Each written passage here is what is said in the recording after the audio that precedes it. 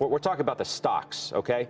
Stock goes down. Does history repeat itself? Do we have a good fourth quarter for stocks? The stock market is now down 21%. Broadly for the market, I don't see how it goes higher than this. Anything can happen in markets. I mean, anything can happen in markets. What's the strongest impact on the market itself? There are two factors that moves the stock market in short term and long term. These two factors can cause consolidations, stock market bubbles, and stock market crash. Before we continue, please know that these factors have nothing to do with trend lines, trading indicators, and economy. If you look at the economy, it grows over time. Not at a steady rate, but it grows over time.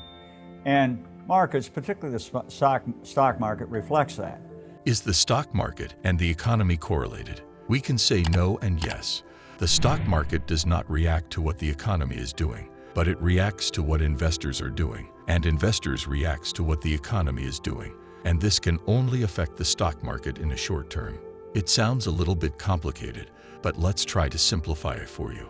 Let's take a look at the typical example of what happened during coronavirus crash, when the economy started to shrink. In March 2020, the market was a bit shaken for a month, but then something strange happened even after 100,000 of lives were lost, and millions of people were laid off, and thousands of business went bankrupt, and protests erupting against police violence across the nation in the wake of George Floyd murder, and the outgoing president refused to accept the outcome of the 2020 election, supposedly the market's nightmare scenario.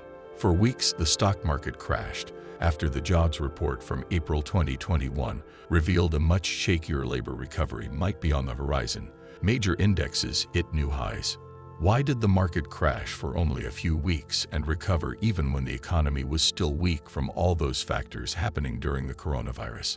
All this happened because when the economy became weak and the stock market crashed, investors began to sell their shares. And the good thing about my economic predictions, if I even do make them, is that I pay no attention to them myself. So I really, and the way we pick our investments is we just don't get into the macro factors.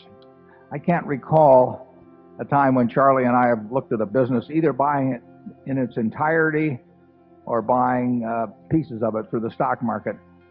Macro conclusions are just never enter into the discussion. I mean, no matter how many times we can keep on discussing that the stock market is not the economy and the economy is not the stock market, and people need to look at the company's finances before buying or selling a stock. Behind each stock there is a company, and these companies have nothing to do with the politics of the world, but everything to do with what's happening within the company and how investors react to that. In the stock market, the most important organ is the stomach. It's not the brain. Warren Buffett once said that it is wise for investors to be fearful when others are greedy and greedy when others are fearful. This remark represents a contrarian stance on stock markets and is closely related to the price of a stock. When others are greedy, prices often boil over, and one should be cautious lest they overpay for an asset, resulting in anemic returns. When others are afraid, it may present a wonderful time to invest. if you have a temperament that when others are fearful, you're going to get scared yourself. You know, you are not going to make a lot of money in securities over time in all probability. So what really moves the stock market? There are two factors that we believe are driving the stock market: emotions and liquidity. Let's look at emotions. There is an old saying on Wall Street that the market is driven by just two emotions: fear and greed. Please note that emotions and liquidity can affect the stock market only for a short term.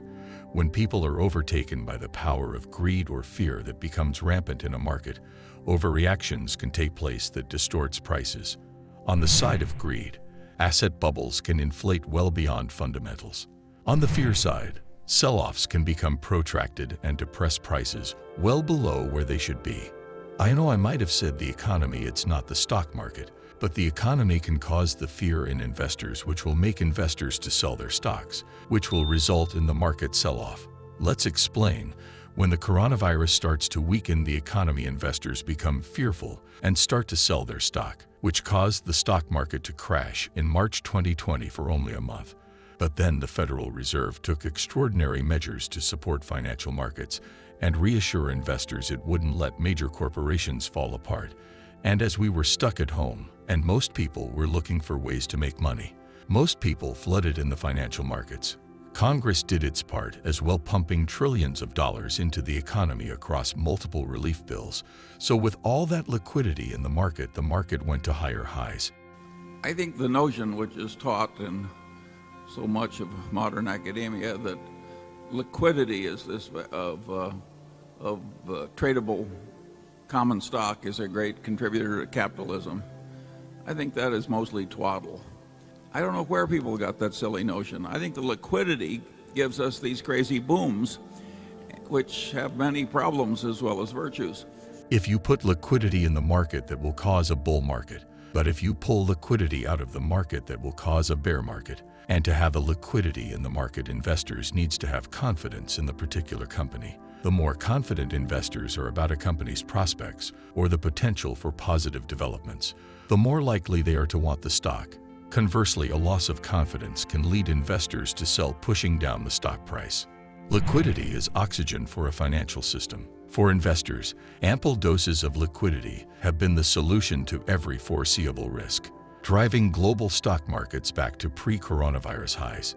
This is despite a number of worries and uncertainties, the latest being the uncertainty caused by the outcome of the U.S. elections, which comes alongside worries of a second wave of the coronavirus. But too much of a good thing, including oxygen, can be harmful. During this time of recession, the market has been ignoring risks because globally it is a liquidity-driven market rally. And in a liquidity-driven rally, a correction can happen at any time. Money goes out as quickly as it comes in, and it doesn't require any reason. You know, people really, if they didn't look at quotations, but of course the whole world is urging them to look at quotations, and more than that, do something based on small changes in quotations. But if you didn't, think how much more rational, we've talked about it before, but think how much more rational investing in a farm is than the way many people buy stocks. I mean, if you buy a farm, do you get a quote next week? Do you get a quote next month? If you buy an apartment house, do you get a quote next week or month? No, you look at the apartment house or the farm and you say, I expected it to produce so many bushels of soybeans and corn, and if it does that, it meets my expectations. Liquidity and emotional input and mood of investors tends to drive day-to-day market swings. But the facts, the real data on things like company earnings and other companies' factors, those tend to be the engine behind long-term investment returns. Well, I think anybody that's investing in the stock market has to understand, you buy a company. These are not lottery tickets. These behind every stock there's a company. If the company does well, over time the stocks do well, and vice versa. You have to look at the company. That's what you're researching. That's what we do at Fidelity. That's what I do. The effects of emotional influence can be seen throughout stock markets. Stock prices at any given time do not necessarily represent the underlying value of the stock. They are driven up and down by individual and group emotions. This effect can be seen in boom periods where positive feelings and expectations drive prices to astronomical heights from which they must eventually fall. Emotional influence is also apparent in times of economical turmoil, when investors stand on the sidelines unwilling to take advantage of obvious opportunities due to the negative emotions associated with recent experiences. Anything can happen in markets. I mean, anything can happen in markets, and that's why I say don't ever borrow money against securities. Markets don't have to open tomorrow. I mean, you can have extraordinary events. So, investors who can accurately assess the emotional state of other traders while predicting future emotional trends can gain an informational advantage in stock markets. Watching and listening to public sentiment can alert savvy investors to possible boom cycles, allowing them to take profits quickly and vacate the sector before the bust demolishes stock valuations. You need an edge on something. Well, the data now is so good. I remember when we owned Nike, we had to wait for the mail to come to our library. Now, when somebody reports earnings, it's telecast all over the world. They have an investor presentation, they show a balance sheet, so information is much better. So theoretically, the individual's edge has improved in the last 20, 30 years versus the professional. The data is there, it's free. Remember, in the long term, companies' financials will let you know where the company is heading. Companies' financials are the engine behind the stock performing good or bad. Emotions and liquidity is only for traders, not investors.